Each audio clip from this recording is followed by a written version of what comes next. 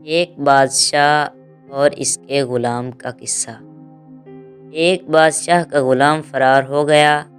اس غلام کو ہر جگہ تلاش کیا گیا، لیکن وہ ایسا ہوشیار نکلا کہ کسی کے ہاتھ نہ آیا۔ اس دور میں غلام کا یوں مالک کے گھر سے فرار ہونا ایک سنگین جرم تصور کیا جاتا تھا۔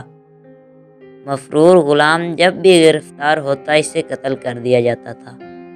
بادشاہ کا یہ غلام بھی ایک عرصہ تک روپوش رہا اور اسے کوئی ایسا ٹھکانہ نہ ملا جہاں وہ اپنی زندگی آرام سے گزار سکتا۔ اس پر ہر وقت یہی خوف طاری رہتا کہ بادشاہ کے سپاہی آئیں گے اور اسے پکڑ کر لے جائیں گے۔ اس غلام نے اس بے سکونی سے نجات پانے کے لیے فیصلہ کیا کہ مجھے بادشاہ کی خدمت میں حاضر ہو کر اپنی اس غلطی کی معافی مانگنی چاہیے۔ شاید اس کے دل میں اللہ عز و جل رحم ڈال دے اور وہ مجھے معاف کر دے۔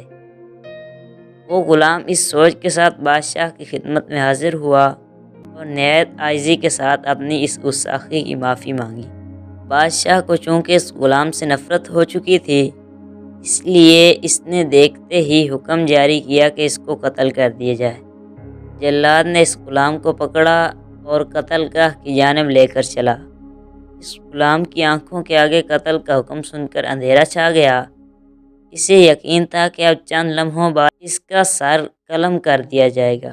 اس غلام نے اپنے حواس کو قابو میں کیا اور بارگاہ الہی میں یوں دعا کی: اے اللہ، تو جانتا ہے کہ مجھے بے گناہ قتل کیا جا رہا ہے اور بادشاہ کو اس کے گناہ کی سزا نہ دینا۔